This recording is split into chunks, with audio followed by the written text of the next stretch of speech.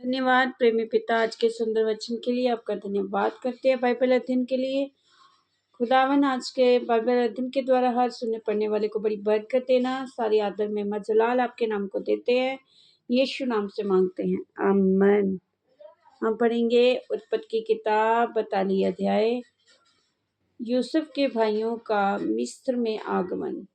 जब याकूब ने सुना कि मिस्र में अन्न है, तब उसने अपने पुत्रों से कहा, तुम एक दूसरे का मुंह क्यों देख रहे हो?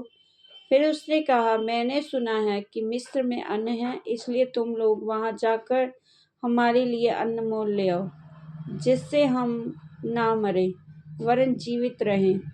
अतः यूसुफ के 10 भाई अन्न मोल लेने के लिए मिस्र को गए, पर यूसुफ के भाई बिन्यामीन को याकूब ने ये सोचकर भाइयों के साथ ना भेजा, कहीं ऐसा ना हो कि उस पर कोई विपत्ति आ पड़े। इस प्रकार जो लोग अन्न मोल लेने के लिए उनके साथ इज़राइल के पुत्र भी आए, क्योंकि कनान देश में भी भारी अकाल था।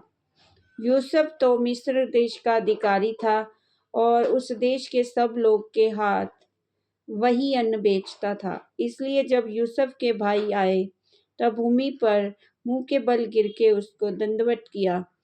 उनको देखकर यूसुफ ने पहचान तो लिया, परंतु उनके सामने भोला बन के कठोरता के साथ उनसे पूछा, तुम कहाँ से आते हो?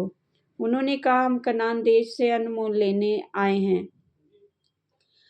यूसुफ ने अपने भाइयों को पहचान लिया, परंतु उन्होंने उसको ना पहचाना। तब यूसुफ अपने उन स्वप्नों को स्मरण करके जो उनके विषय में देखे थे, उनसे कहने लगा, तुम भेदिए हो, इस देश की दुर्दशा को देखने के लिए आए हो? उन्होंने उससे कहा, नहीं नहीं, हे प्रभु, तेरे दास भोजन वस्तु मोल लेने के लिए आए हैं। हम सब एक ही पिता के पुत्र हैं, हम सीधे मनुष्य हैं, तेरे दास भेदिए नहीं। उसने उनसे कहा, नहीं नहीं, तुम इस देश की दुर्दशा देखने को आए हो। उन्होंने कहा, हम तेरे दास 12 भाई हैं और कनान देशवासी एक ही पुरुष के पुत्र हैं, और छोटा इस समय हमारे पिता के पास है और एक जाता रहा। तब यूसुफ ने उनसे कहा, मैंने तुमसे कह दिया कि तुम भेदिए हो। अतः इस रीति से तुम परखे जाओगे। फिरौन के जीवन की शपथ, जब तक तुम्हारा छोटा भाई यहाँ ना आए, तब तक तुम यहाँ से ना निकलने पाओगे। इसलिए अपने में से एक को भेज दो कि वह तुम्हारे भाई को ले आए, और तुम लोग बंदी रहोगे। इस प्रकार तुम्हारी बातें परखी जाएंगी कि तुम में सच्चाई है कि नहीं। यदि सच्चे ना ठहरे, तब तो फिरौन के जीवन की शपथ तुम निश्चय ही भेदिए समझे जाओगे। तब उसने उनको 3 दिन तक बंदी गृह में रखा। तीसरे दिन यूसुफ ने उनसे कहा, एक काम करो, तब जीवित रहोगे, क्योंकि मैं परमेश्वर का भय मानता हूँ। यदि तुम सीधे मनुष्य हो तो तुम सब भाइयों में से एक जन इस बंदी गृह में बंधुआ रहे, और तुम अपने घर वालों की भूख मिटाने के लिए अन्न ले जाओ, और अपने छोटे भाई को मेरे पास ले आओ। इस प्रकार तुम्हारी बातें सच्ची ठहरेंगी और तुम मार डाले ना जाओगे। तब उन्होंने वैसा ही किया, और उन्होंने आपस में कहा, निसंदेह हम अपने भाई के विषय में दोषी हैं।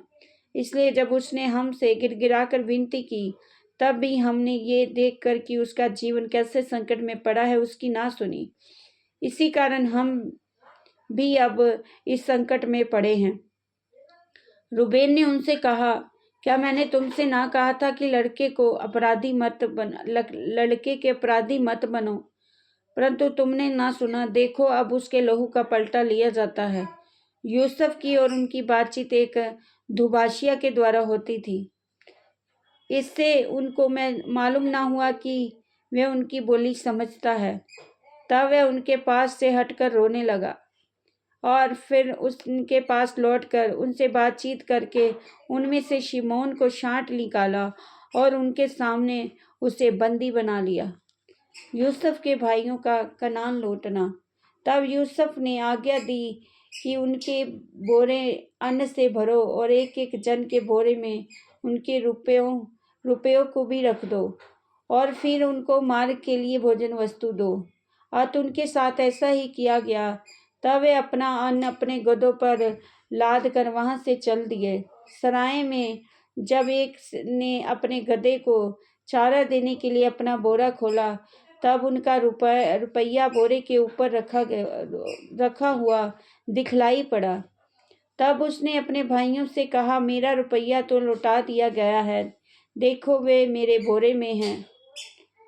तब उनके जी में जी ना रहा और वे एक दूसरे की ओर भय से ताकने लगे और बोले, परमेश्वर ने ये हमसे क्या किया है। तब वे कनान देश में अपने पिता याकूब के पास आए और अपना सारा वृत्तांत उसे सुनाकर इस प्रकार सुनाया, जो पुरुष उस देश का स्वामी है, उसने हमसे कठोरता के साथ बातें की और हमको देश के भेदिए कहा। तब हमने उससे कहा, हम सीधे लोग हैं, भेदिए नहीं।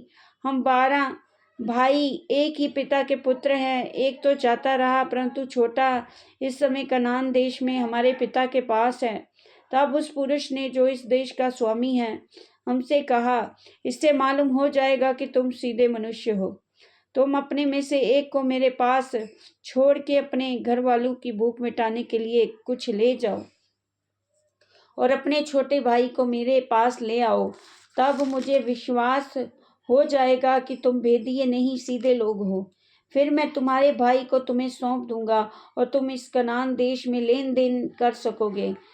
ये कहकर वे अपने अपने बोरे से अन्न निकालने लगे। तब क्या देखा कि एक एक जन के रुपये की थैली उसके बोरे में रखी है।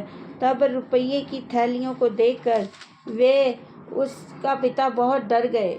तब उसके पिता याकूब ने उनसे कहा, मुझको तुमने निर्वंश कर दिया। देखो, यूसुफ नहीं रहा, शिमोन भी नहीं आया, अब तुम बिन्यामीन को भी लेके जाना चाहते हो।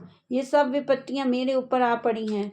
रूबेन ने अपने पिता से कहा, यदि मैं उसको तेरे पास ना लाऊं तो मेरे दोनों पुत्रों को मार डालना। तू उसको मेरे हाथ में सौंप दे, मैं उसे तेरे पास फिर पहुंचा दूंगा। उसने कहा, मेरा पुत्र तुम्हारे संग ना जाएगा, क्योंकि उसका भाई मर गया है और वह अब अकेला रह गया है।